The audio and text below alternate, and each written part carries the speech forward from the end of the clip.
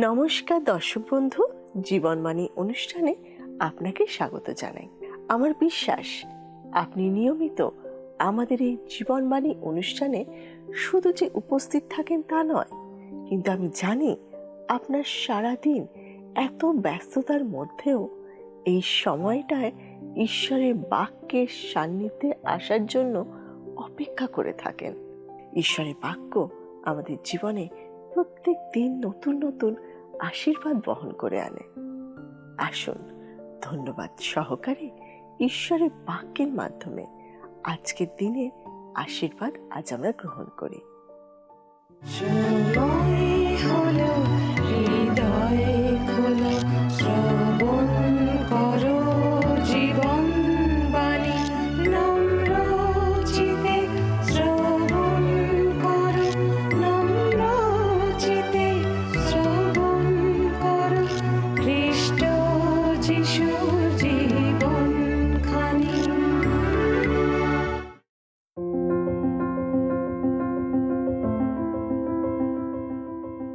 আপনি নিশ্চয়ই জানেন এই অনুষ্ঠানে আমরা বর্তমানে জিরোমীয় ভাওবাদীর পুস্তকটি থেকে আলোচনা করছি। আজকে আমরা 18 অধ্যায়ের 7 পদ থেকে 19 অধ্যায়ের 15 পদ পর্যন্ত আলোচনা করব। আগের দিন আমরা দেখেছিলাম ঈশ্বর জিরোমীয় ভাওবাদীকে কুম্ভকারের বাড়িতে নিয়ে গিয়ে এক গভীর তত্ত্ব শিক্ষা দিয়েছিলেন। জিরোমীয়ার সাথে আমরাও দেখেছিলাম যে ঈশ্বর কুমোর আর আমরা মাটি, তিনি তার ইচ্ছা মতো আমাদেরকে তৈরি করেন। আদিপুস্তক 2 অধ্যায়ের 7 পদে লেখা আছে, আর সদাপ্রভু ঈশ্বর মৃত্তিকার ধূলিতে আদমকে অর্থাৎ মনুষ্যকে নির্মাণ করিলেন এবং তাহার নাসিকায় ফু দিয়া প্রাণবায়ু প্রবেশ করাইলেন, তাহাতে মনুষ্য সজীব প্রাণী হইল। ঈশ্বর এক মহান কুম্ভকার, তার নিখুঁত শিল্পকর্মে আমরা সৃষ্ট। এখানে সবথেকে আগে যেটা লক্ষ্য করার বিষয় সেটা হলো ঈশ্বরের সার্বভৌমত্ব। কুম্ভকারী সর্বেসর্বা, অর্থাৎ মাটির উপরে কেবলমাত্র তারই অধিকার। মাটি বা কাদা কুম্ভকারকে কোনো প্রশ্ন করতে পারে না, কোনো নির্দেশ দিতে পারে না এবং তাকে থামাতেও পারে না। একটা ছোট্ট গল্প বলি। নদীর ধারে একটা ছেলে কাদামাটি নিয়ে খেলছিল। আসলে সে একটা বড় পুতুল তৈরি করছিল। এমন সময় তার মা তাকে ডাকলো বাজারে যাওয়ার জন্য। সে একদমই যেতে চাইছিল না, কিন্তু বাধ্য হয়ে তাকে যেতে হলো এবং যাবার আগে সে পুতুলটা প্রায় শেষ করে ফেলেছিল, শুধু একটা হাত তৈরি করতে বাকি ছিল। বাবা মায়ের সাথে বাজারে পৌঁছে সে একটা লোককে দেখতে পেল যার একটা হাত নেই। সে অবাক হয়ে তার দিকে তাকিয়ে থাকলো আর তারপর তাকে গিয়ে জিজ্ঞেস করলো, তুমি কেন এখনই চলে এলে? তোমাকে তো আমি এখনো সম্পূর্ণ করিনি। লোকটা কিছু বুঝতে না পেরে চলে গেল। বাচ্চা ছেলেটার মতো আমরা ভুল করছি না তো? মাটি কখনো কুম্ভকারের চাকতি থেকে একা একা সরে যেতে পারে না। সে নিজে নিজে কোনো কাজ করতে পারে না, কোনো কাজে লাগে না। কুম্ভকারই তাকে কাজের উপযুক্ত করে এবং কাজে লাগায়। তিনি সর্বেসর্বা। ঈশ্বরের সার্বভৌমত্ব প্রকাশ করার জন্য এর থেকে ভালো আর কোনো উপমা আমার জানা নেই। আধুনিক প্রজন্ম এটা মানতে চায় না, কারণ তারা মানুষের অধিকারের কথা বলে। আমরা সব সময় ব্যক্তি স্বাধীনতা সম্বন্ধে শুনি। সকলেই স্বাধীনতা চায়, প্রতিবাদ করার স্বাধীনতা, পছন্দ করার স্বাধীনতা, কথা বলার স্বাধীনতা ইত্যাদি। মনে হয় আমরা যেন ঈশ্বরের অধিকারের বিষয়টা সম্পূর্ণ ভুলে গেছি। ঈশ্বরের ক্ষমতার প্রতিদ্বন্দ্বিতা করা যায় না। তার ইচ্ছা অনিবার্য এবং অটল, সেটা হবেই। এই বিশ্ব চরাচরকে তার ইচ্ছা মতো সাজাতে তার যে ক্ষমতা তা অপ্রতিরোধ্য। সেখানে আমি আপনি তার হাতে মাটি ছাড়া আর কিছুই নই। তিনি তার ইচ্ছা পূরণ করবেনই এবং তার জন্য কারুর কাছে তাকে জবাব দিতে হবে না। তিনি ঈশ্বর এবং আমরা যে পৃথিবীতে আছি তা তার খুশির জন্যই চলছে। আমরা তুচ্ছ মানুষ আর এই ধুলোর উপরে বাস করি। আমাদের প্রতিবাদ চায়ের পাত্রে ঝড় তোলা ছাড়া আর কিছু নয়। এই মহাবিশ্বে আমাদের পৃথিবী ক্ষুদ্র বিন্দু সম, আর ঈশ্বর এই পৃথিবীর সৃষ্টিকর্তা, এই বিশ্ব চরাচরের সৃষ্টিকর্তা। তাই রোমিও তার 9 অধ্যায় 19 থেকে 21 পদে সাধু পৌল বলছেন, ইহাতে তুমি আমাকে বলিবে, তবে তিনি আবার দোষ ধরেন কেন? কারণ তাহার ইচ্ছার প্রতিরোধ কে করে? হে মনুষ্য, বরং তুমি কে যে ঈশ্বরের প্রতিবাদ করিতেছ? নির্মিত বস্তু কি নির্মাতাকে বলিতে পারে, আমাকে এই রূপ কেন গড়িলে? কিংবা কাদার উপরে কুম্ভকারের কি এমন অধিকার নাই যে একই মৃৎপিণ্ড হইতে একটি সমাদরের পাত্র আর একটা অনাদরের পাত্র গড়িতে পারে? একজন নামকরা লোক এক সময় লিখেছিলেন, জিহুদিরা কোনোভাবেই ঈশ্বর কর্তৃক পরিত্যক্ত হবে না, আর অন্যরা কোনোভাবেই ঈশ্বর কর্তৃক গৃহীত হবে না। আবার একজন জার্মান লেখক লিখেছেন, মানুষ যখন নিজেকে নিজের ঈশ্বর করে তোলে তখন সে তাকে নিজের অধিকারের মধ্যেই সীমাবদ্ধ রাখে, আর তখন ঈশ্বর তার মহিমা প্রকাশ করেন। তিনি যে স্বাধীন ঈশ্বর তা বুঝিয়ে দেন। তখন তার সামনে মানুষ সেই কুমোরের হাতে মাটির মতো তুচ্ছ। একজন জিহুদি এবং ফরিসি হয়ে সাধু পৌল ঈশ্বরের পক্ষে এটাই বলতে চাইছেন, ঈশ্বরই সর্বেসর্বা। এবারে মাটির ব্যক্তিত্ব সম্পর্কে দেখা যাক। আপনি হয়তো ভাবছেন, মাটির আবার ব্যক্তিত্ব? মাটি তো নিষ্প্রাণ, তার কোনো আকার নেই, আকৃতি নেই, সে অক্ষম, একটা কাদার তাল। গীতরচক 103-এর গীতের 14 পদে লিখেছেন, কারণ তিনিই আমাদের গঠন জানেন, আমরা যে ধূলি মাত্র ইহা তাহার স্মরণে আছে।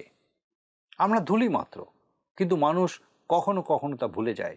সে নিজের মধ্যেই আটকে থাকে, আর ধূলি যখন ধূলির সাথে আটকে যায় সেটা কাদা হয়ে যায়। কুমোরের চাকতির উপরে যে কাদা, তার কোনো ইচ্ছা নেই, কোনো অধিকার নেই, কোনো ক্ষমতা নেই, সে অসহায়। ইফিসীয় 2 পদে সাধু পৌল এই একই কথা লিখছেন, আর যখন তোমরা আপন আপন অপরাধে ও পাপে মৃত ছিলে তখন তিনি তোমাদিগকেও জীবিত করিলেন। আমাদের উপলব্ধি করতে হবে যে ঈশ্বর সার্বভৌম ঈশ্বর, আর আমরা সামান্য মাটি। আমরা অপরাধে আর পাপে মৃত ছিলাম, আমাদের কোনো শক্তি ছিল না, আমরা কেউ কোনো দাবি করতে পারি না। যেমন রোমিও তার 9-15 এবং 16 পদে লেখা আছে, কারণ তিনি মসিকে বলেন, আমি যাহাকে দয়া করি তাহাকে দয়া করিব, ও যাহার প্রতি করুণা করি তাহার প্রতি করুণা করিব। অতএব যে ইচ্ছা করে বা যে দৌড়ে তাহা হইতে এটি হয় না, কিন্তু দয়াকারী ঈশ্বর হইতে হয়। ঈশ্বর সমস্ত কিছু নিজের ইচ্ছায় করেন। সাধু মসি ঈশ্বরের কাছে প্রার্থনা করলে ঈশ্বর তাকে বলেছেন, তুমি মসি, তাই আমি তোমার কথা শুনছি, এরকম ভেবো না। আমি তোমার প্রার্থনা শুনছি, কারণ আমি দয়ালু। কাউকে বাঁচাতে ঈশ্বর বাধ্য নন, তার যা খুশি তিনি তাই করতে পারেন। তিনি ধার্মিক এবং পবিত্র, আর আমাদের এই জগৎ পাপে পতিত। এই জগৎকে তিনি এরকমই ছেড়ে দিতে পারেন, তাতে কারো কিছু বলার নেই। এবারে আমরা কুম্ভকারের ব্যক্তিত্ব আর মাটির শক্তি দেখব। কুমোরের চাকতির উপর যে মাটি, তা পরিস্থিতির সাথে সদা পরিবর্তনশীল। ওই চাকতি যা সবসময় ঘুরছে সেটা পরিস্থিতি। আমার মনে হয় জীবনের বড় বড় সিদ্ধান্তগুলো গির্জাঘরের মধ্যে নেওয়া হয় না, সেগুলো দৈনন্দিন জীবনের বিভিন্ন পরিস্থিতিতে, অফিসে, স্কুল কলেজে, কর্মস্থলে, রাস্তাঘাটে নেওয়া হয়ে থাকে, যেখানে কুম্ভকার মাটি নিয়ে কাজ করে চলেছেন। সেই সব জায়গাতেই তিনি আপনাকে আমাকে নিয়ে কাজ করে চলেছেন। আমার মনে হয় আমরা এক উদ্দেশ্যহীন, অর্থহীন জগতে বাস করছি। লক্ষ লক্ষ মানুষের জীবনের কোনো উদ্দেশ্য নেই, সব ক্ষেত্রে তারা বিভ্রান্ত। কুম্ভকারের বাড়িতে যে সমস্ত পাত্র বাইরে সাজানো থাকে সেগুলি কত সুন্দর আর ব্যবহার উপযোগী, কিন্তু সেগুলি একসময় সামান্য কুৎসিত আকৃতিহীন মাটির তাল ছিল। কিন্তু সেই নিষ্প্রাণ অকেজো মাটির তাল কুমোরের হাতে এবং তার চাকতিতে পরিস্থিতির ঘূর্ণিচক্রে ঘুরতে ঘুরতে পরিবর্তিত হতে হতে দর্শনীয় সুন্দর পাত্রে পরিণত হয়েছে। আপনি কি কখনো কোনো সমুদ্র সৈকতে বেড়াতে গেছেন? তাহলে আপনি নিশ্চয়ই দেখেছেন কোনো কোনো পর্যটক সমুদ্র তট থেকে ঝিনুক সংগ্রহ করছে। আবার সমুদ্রের ধারেই ছোট ছোট দোকানে ওই সব ঝিনুকের শৌখিন জিনিস বিক্রি হচ্ছে। আপনি দেখলে অবাক হয়ে যাবেন সেই সব ঝিনুক কত সুন্দর এবং বৈচিত্র্যময়। অতি সামান্য ক্ষুদ্র ঝিনুক, কিন্তু কি অপূর্ব সুন্দর। হাজার হাজার রকমের বিভিন্ন প্রকার ঝিনুক। সত্যি ঈশ্বর যা কিছু করেন তার মধ্যে কোনো খামতি থাকে না। সামান্য ঝিনুক সমুদ্রের গভীরে থাকে, তাকে যদি ঈশ্বর এত সুন্দর, এত বৈচিত্র্যময় করতে পারেন, তাহলে ভেবে দেখুন আমাদের জন্য, মানুষের জন্য তিনি আরও কত সুন্দর পরিকল্পনা করে থাকেন। চলুন আমরা আবার কুমোরের বাড়িতে যাই। থরে থরে সাজানো সুন্দর কারুকার্য করা বিভিন্ন রকমের মাটির পাত্র আমরা দেখতে পাই। আমি মাটির পাত্রকে অবহেলা করছি না, আমি তাকে সম্মান করি। সত্যি মাটির এক অবিশ্বাস্য গুণ আছে, সেটা হলো তার নমনীয়তা। আর এই জন্যেই কুমোর মাটিকে পছন্দ করে। সে লোহা চায় না, তেল চায় না, পাথরও চায় না, সে চায় মাটি। সে এমন কিছু চায় যাকে সে তার হাতের মধ্যে নিয়ে যেমন খুশি আকৃতি দিতে পারে। ঈশ্বরও আমাদেরকে নিয়ে সেইভাবে কাজ করতে চান। আপনি বলতেই পারেন, ঈশ্বর আর মানুষের মধ্যে যে দূরত্ব, কুমোর আর মাটির মধ্যে তো সেই দূরত্ব নেই। এখানেই তো সামঞ্জস্য হারিয়ে যাচ্ছে। আমি সেটা মানি না। প্রকৃতপক্ষে কুমোর আর মাটির মধ্যে যে দূরত্ব, তার থেকে ঈশ্বর আর মানুষের মধ্যে দূরত্ব অনেক কম। আমি বলতে চাইছি, কুমোরের হাতে মাটি যা চাকতির উপরে ঘুরছে, তার কোনো নিজস্ব ইচ্ছা নেই, কিন্তু আমার আছে। সে কুমোরের সাথে সহযোগিতা করতে পারে না, কিন্তু আমি পারি। আদিপুস্তক বলে ঈশ্বর মানুষকে নিজ প্রতিমূর্তিতে তৈরি করেছিলেন, অর্থাৎ ঈশ্বরের উদ্দেশ্য ছিল মানুষ তার মতো হোক। তিনি মাটি দিয়ে আদমকে তৈরি করলেন, তারপর তার নাকে ফুঁ দিয়ে শ্বাসবায়ু প্রবেশ করালেন এবং সে সজীব প্রাণী হলো। মানুষের নিজের ইচ্ছা আছে এবং সে তা প্রয়োগ করে। এবারে আমি কুম্ভকারকে একটা প্রশ্ন করতে চাই। আমাকে তোমার ওই চাকতির উপরে রেখে ঘোরানোর উদ্দেশ্য কি? কেন তুমি আমার জন্য এত কষ্ট করো? আমি তো বেশ ভালোই আছি, লোকে আমাকে সম্মান করে, তবে আমি সব কিছু মেনে নিই না। আমি প্রশ্ন করি, কিন্তু কুম্ভকার, তুমি আমার পিছনে কেন পড়ে আছো? চলুন আবার আমরা কুমোরের বাড়িতে যাই। এখানে আমি আমার জীবনের উদ্দেশ্য খুঁজে পাইনি, কিন্তু তার থেকে বড় একটা বিষয় জানতে পেরেছি। কুমোরের উদ্দেশ্য জানতে পেরেছি। সে খুব যত্ন সহকারে গম্ভীরভাবে কাজ করে চলেছে, কারণ এটাই তার ব্যবসা। সে মাটি নিয়ে খেলা করছে না, সে তার কাজ করে চলেছে। 18 অধ্যায়ের 3 এবং 4 পদ আরেকবার আসুন আমরা পড়ি। লেখা আছে, জিরোমীয় তার 18 অধ্যায় 3 এবং 4 পদ। তখন আমি কুম্ভকারের বাটিতে নামিয়া গেলাম, আর দেখো সে কুলাল চক্রে কর্ম করিতেছিল। আর সে মৃত্তিকা দিয়া যে পাত্র নির্মাণ করিতেছিল, তাহা যখন কুম্ভকারের হস্তে নষ্ট হইয়া গেল, তখন সে তাহা লইয়া আরেক পাত্র নির্মাণ করিল। কুম্ভকারের দৃষ্টিতে যাহা ভালো, তদনুসারেই করিল। কুমোরের কাছে এটা কোনো বিনোদনের বিষয় নয়, এটা তার পেশা।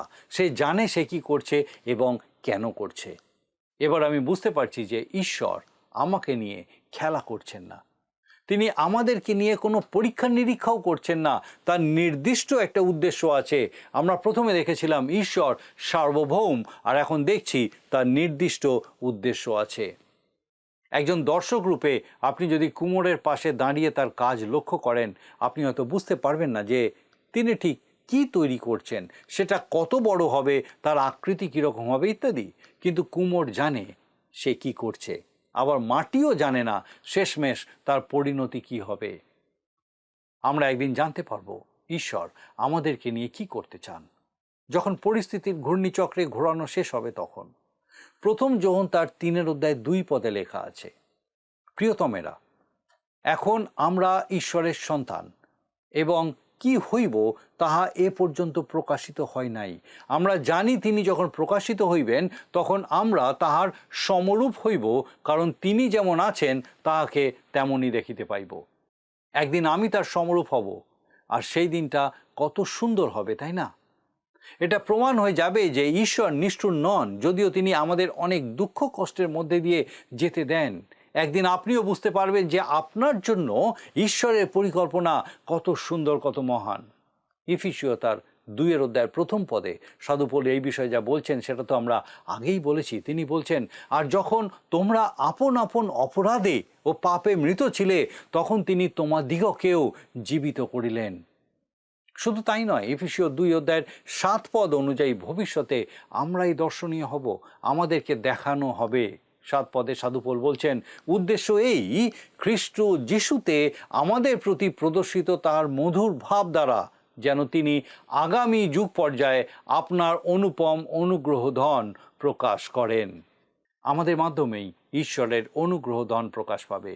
নিষ্প্রাণ মাটি দিয়ে কুম্ভকার কি করতে পারে, আমরা সেটাই প্রকাশ করব। সমস্ত গৌরব তিনি পাবেন। প্রভুর হাতের পাত্র হওয়া কত বড় গৌরবের বিষয়, তাই নয় কি? এবারে আমরা কুম্ভকারের কয়েকটি আশ্চর্য বৈশিষ্ট্য দেখি, এবং সেটা জানা খুবই জরুরি। সে কখনো মাটি নষ্ট করে না, তাকে ফেলে দেয় না, সে চায় মাটি দিয়ে কিছু তৈরি করতে। তার মুখের দিকে তাকালে বোঝা যায় কত যত্ন সহকারে, কত উৎসাহ নিয়ে সে কাজ করে। শাস্ত্র বলে ঈশ্বরকে দেখা যায় না। আপনি একবার কুম্ভকারের দিকে তাকান। প্রভু যিশুর শিষ্য ফিলিপ তাকে বলেছিলেন, প্রভু, পিতাকে আমাদের দেখান, তাহাই আমাদের জন্য যথেষ্ট। উত্তরে প্রভু যিশু তাকে বলেছিলেন, যে আমাকে দেখিয়াছে সে পিতাকে দেখিয়াছে। ঈশ্বর, যিনি নিজেকে কুম্ভকারের সাথে তুলনা করেছেন, তিনি তার কুলাল চক্রের প্যাডেল ঘুরিয়েই চলেছেন। পরিস্থিতির চাকা অনবরত ঘুরছে। তার নিপুণ হাতের কোমল স্পর্শে, কত স্নেহ মমতায় তিনি মাটি নিয়ে কাজ করছেন। তার পা দুটি ক্ষতবিক্ষত হয়েছে, তার হাতে পেরেকের ক্ষত চিহ্ন। শুধু তাই নয়, সাধু মৈত্রীকৃত সুসমাচারের এই প্রসঙ্গে ঠিক কি বলা আছে আসুন দেখি। আমি পাঠ করি মতি তার 27 অধ্যায়ের 3 থেকে 10 পদ। যদি আপনার কাছে বাইবেল থাকে আমার সঙ্গে খুলুন মতি তার 27 অধ্যায় 3 থেকে 10 পদ। তখন জিহুদা যে তাহাকে সমর্পণ করিয়াছিল, সে যখন বুঝিতে পারিল যে তাহার দণ্ডাজ্ঞা হইয়াছে, তখন অনুশোচনা করিয়া সেই 30 রৌপ্য মুদ্রা প্রধান যাজক ও প্রাচীনবর্গের নিকটে ফিরাইয়া দিল, আর কহিল, নির্দোষ রক্ত সমর্পণ করিয়া আমি পাপ করিয়াছি। তাহারা বলিল, আমাদের কি, তুমি তাহা বুঝিবে। তখন সেই মুদ্রা সকল মন্দিরের মধ্যে ফেলিয়া দিয়া চলিয়া গেল, গিয়া গলায় দড়ি দিয়া মরিল। পরে প্রধান যাজকেরা সেই সকল মুদ্রা লইয়া কহিল, ইহা ভাণ্ডারে রাখা বিধেয় নয়, কারণ ইহা রক্তের মূল্য। পরে তাহারা মন্ত্রণা করিয়া বিদেশীদের কবর দিবার জন্য ওই টাকায় কুম্ভকারের ক্ষেত্র ক্রয় করিল। এই জন্য অদ্য পর্যন্ত সেই ক্ষেত্রকে রক্তক্ষেত্র বলে। তখন জিরোমীয় ভাওবাদী দ্বারা কথিত এই বচন পূর্ণ হইল। আর তাহারা সেই 30 রৌপ্য মুদ্রা লইল, তাহার মূল্য, যাহার মূল্য নিরূপিত হইয়াছিল। ইসরায়েল সন্তানদের কতক লোক যাহার মূল্য নিরূপণ করিয়াছিল, তাহারা সেগুলি লইয়া কুম্ভকারের ক্ষেত্রের জন্য দিল, যেমন প্রভু আমার প্রতি আদেশ করিয়াছিলেন। দুটি বিষয় লক্ষ্য করুন। এক, তারা কুম্ভকারের ক্ষেত্র ক্রয় করল, আর দুই, সেই ক্ষেত্র আজও রক্তক্ষেত্র নামে পরিচিত। আমাদের এই কুম্ভকার আশ্চর্য কুম্ভকার। তিনি নিজের রক্ত দিলেন যেন নষ্ট হয়ে যাওয়া মাটিগুলোকে আবার তার কুলাল চক্রে উঠিয়ে নিয়ে সুন্দর করে উপযুক্ত পাত্র তৈরি করতে পারেন। মনে রাখবেন, আমাদের ঈশ্বর আমাদেরকে ছেড়ে দেন না। জীবনে যখন আপনি ব্যর্থ, তিনি আপনাকে সেই অবস্থায় ছেড়ে দেবেন না। আপনাকে শুধু তার হাতের মাটি হতে হবে। তিনি আমাদেরকে আবার নতুন করে গড়বেন। সেই জন্যই তিনি আমাদের জন্য মূল্য দিয়েছেন, আমাদের উদ্ধারের জন্য নিজের রক্ত দিয়েছেন। আমরা নিজেরা পারবো না, কিন্তু তিনি পরিস্থিতির কুলাল চক্রে আমাদেরকে নতুন সমাদরের পাত্রে পরিণত করতে পারেন। আমরা মাটি, তিনি কুম্ভকার। 19 অধ্যায়ে আমরা ভাঙা পাত্রের বিষয় দেখব। ঈশ্বর তার ভয়ঙ্কর পরিকল্পনা ঘোষণা করার আগে জিরোমীয় ভাওবাদীকে বলছেন কুম্ভকারের একটা ঘট কিনে কয়েকজন প্রাচীন লোক এবং যাজকদের সাক্ষী রেখে তা ঘোষণা করতে। 2 পদে তিনি বলছেন, 19 অধ্যায় তার 2 পদ, আর খরপট দ্বারের প্রবেশস্থানের নিকটে হিন্নম সন্তানের যে উপত্যকা আছে, সেই স্থানে গমন করো। পরে আমি তোমাকে যে কথা বলিব তাহা সেই স্থানে প্রচার করো। এই হিন্নম উপত্যকাতেই তখন মোলক দেবতার উদ্দেশ্যে বীভৎস এক আরাধনা চলত। সেই বিষয়ে ঈশ্বর বলছেন, কারণ তাহারা আমাকে পরিত্যাগ করিয়াছে, এই স্থান বিজাতীয় স্থান করিয়াছে, এবং তাহারা তাহাদের পিতৃপুরুষেরা ও জিহুদার রাজগণ যাহাদিওকে জ্ঞাত ছিল না, এমন অন্য দেবগণের উদ্দেশ্যে এই স্থানে ধূপ জ্বালাইয়াছে, আর নির্দোষের রক্তে এই স্থান পরিপূর্ণ করিয়াছে। তাহারা বালের উদ্দেশ্যে হোমবলি রূপে আপন আপন পুত্রগণকে আগুনে পোড়াইবার জন্য বালের উচ্চস্থলী নির্মাণ করিয়াছে। তাহা আমি আজ্ঞা করি নাই, উচ্চারণও করি নাই, এবং তাহা আমার মনে উদয় হয় নাই। 4 এবং 5 পদ। আর এই জন্যই ঈশ্বর বলছেন যে হিন্নম উপত্যকা খুব তাড়াতাড়ি হত্যার উপত্যকা নামে পরিচিত হবে, কারণ তারা তাদের সন্তানদের বাল দেবতা এবং মোলক দেবতার উদ্দেশ্যে হত্যা করত। তাই তাদের ধ্বংস করার জন্য ঈশ্বর শত্রু প্রেরণ করবেন। ঈশ্বর জিরোমীয় ভাওবাদীকে বলছেন, এই বার্তা দেওয়ার পর তিনি যেন মাটির পাত্রটি ভেঙে ফেলেন। আসুন পাঠ করি 11 পদ, 19 অধ্যায়ের 11 পদ। লেখা আছে, বাহিনীগণের সদাপ্রভু এই কথা কহেন, যেমন কুম্ভকারের কোনো পাত্র ভাঙিয়া ফেলিলে আর তাহা জোড়া দিতে পারা যায় না, তেমনি আমি এই জাতি ও এই নগর ভাঙিয়া ফেলিব, তাহাতে কবর দিবার জন্য স্থানাভাব প্রযুক্ত লোকেরা তোফতে কবর দিবে। ভাববাণী বলার জন্য ঈশ্বর জিরোমীয় ভাববাদীকে হিন্নম উপত্যকায় অর্থাৎ তোফতে পাঠিয়েছিলেন। সেখান থেকে ফিরে তিনি সদাপ্রভুর গৃহের প্রাঙ্গণে দাঁড়িয়ে চূড়ান্ত বার্তা ঘোষণা করছেন। 15 পদে লেখা আছে, বাহিনীগণের সদাপ্রভু ইসরায়েলের ঈশ্বর এই কথা কহেন, দেখো আমি এই নগরের বিষয়ে ও ইহার নিকটস্থ নগর সকলের বিষয়ে যে সকল অমঙ্গলের কথা বলিয়াছি, সেই সকল ইহাদের উপরে ঘটাইব, কারণ ইহারা আপন আপন গ্রীবা শক্ত করিয়াছে, যেন আমার কথা শুনিতে না হয়। তিনি সাবধান করেছিলেন, অনুরোধ করেছিলেন, মিনতি করেছিলেন, কিন্তু তাদের হৃদয় গলেনি। মাটি দীর্ঘদিন ধরে কুম্ভকারকে প্রতিরোধ করে গেছে, তাই খুব তাড়াতাড়ি সে ধ্বংস হতে চলেছে। আজকে আমরা দেখলাম এই কুম্ভকারের উপমা দিয়ে ঈশ্বর নিজেকে, নিজের চরিত্রকে, তার ভালোবাসা, স্নেহ, মমতাকে প্রকাশ করেছেন। তুচ্ছ মাটিকে কুমোর যেমন সুন্দর উপযুক্ত পাত্রে পরিণত করেন, ঈশ্বর চান আমাকে আপনাকে তার প্রতিমূর্তিতে, তার চরিত্রে, তার গুণাগুণে গড়ে তুলতে। আসুন আমরা আমাদের হৃদয় নরম করি, যেন তার হাতের মাটি হয়ে উঠতে পারি, যেন আমরা তার প্রতিমূর্তি হতে পারি। আমার বিশ্বাস ঈশ্বর তার এই জীবন্ত বাক্যের মধ্যে দিয়ে বিশেষভাবে আপনার সঙ্গে কথা বলছেন, যে বিষয়ে আপনি আজকে উপলব্ধি করতে সমর্থ হলেন। আমার বিশ্বাস হৃদয়ে সঞ্চয় করে সেই বাক্যে আরও বৃদ্ধি পেতে ঈশ্বর আপনাকে নিশ্চয়ই সাহায্য করবেন। আসুন প্রার্থনা করি। মঙ্গলময় পিতা, তোমার ধন্যবাদ, স্তুতি, প্রশংসা, তোমার গৌরব করি। আজকে আরেকটি বার পিতা গো, তোমার এই জীবন্ত বাক্যের সান্নিধ্যে আমাদের প্রত্যেককে নিয়ে আসলে, বিশেষ করে তোমার ধন্যবাদ দিয়ে আমাদের সেই প্রত্যেক দর্শক বন্ধুর জন্য। প্রভু, তোমার পবিত্র পরাক্রমে সেই প্রত্যেককে তুমি ধরেছো, তোমার অনুগ্রহে, তোমার জীবন্ত বাক্য দ্বারা তুমি তাদের সঙ্গে কথা বলেছো। প্রার্থনা করি পিতা, সেই প্রত্যেক সন্তান, সে প্রত্যেক দর্শক বন্ধু, তাদের পরিবার পরিজন, তাদের সন্তান সন্ততি, গৃহসমূহ, প্রভু তোমার পবিত্র আত্মার পরাক্রমে সুরক্ষিত রাখো, তোমার আশীর্বাদে পূর্ণ রাখো, তোমাতে বৃদ্ধি পেতে সাহায্য করো, সমস্ত মন্দতা থেকে রক্ষা করো, সমস্ত অসুস্থতা থেকে রক্ষা করো। প্রভু তুমি কৃপা করো আর তাদের সকল ভার নাও। তোমার যিশু নামে ভিক্ষা দয়া করে শ্রবণ ও গ্রহণ করো। আমেন।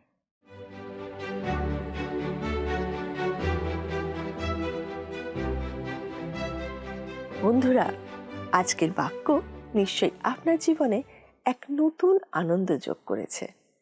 ভোরের আলো ফোটার সাথে সাথে যেমন পাখিরা আনন্দে কলতান শুরু করে, আমার মনে হয় ঈশ্বরের বাক্য শ্রবণ করলে আমাদেরও প্রাণ আনন্দে মেতে ওঠে।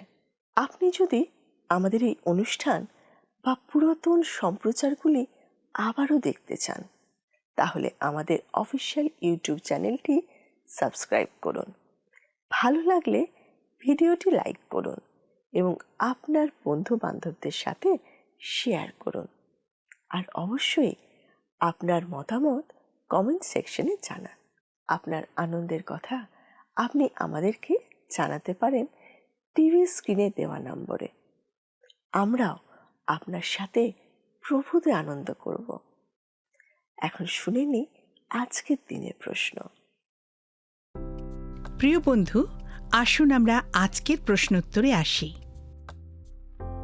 গতকালের প্রশ্নের উত্তর অপশন সি, মাটি। আজকের প্রশ্ন, কুম্ভকারের বাড়ি থেকে ঈশ্বর জিরেমীয়কে কি কিনে আনতে বলেছিলেন? এ থালা, বি বাটি, সি ঘটি, ডি ঘট। প্রিয় বন্ধু, এই প্রশ্নের উত্তর আগামীকাল সন্ধ্যা 6টার মধ্যে option A, B, C, D সহকারে আপনার নাম ও সম্পূর্ণ ঠিকানা সহ 9433497235 এই নম্বরে SMS বা লিখে পাঠাবেন।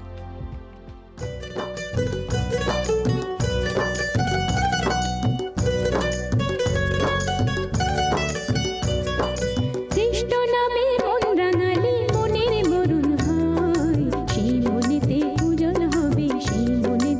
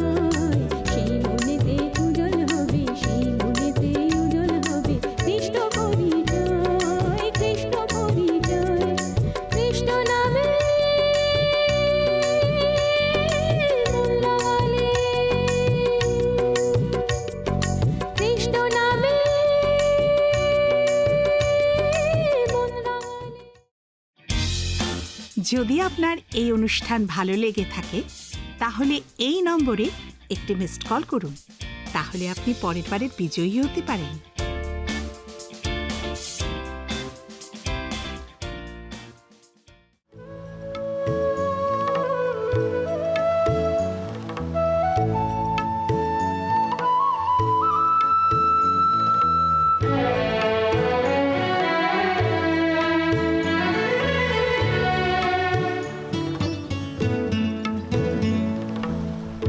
সাগরে তুই কত নদী ধরবি বুকে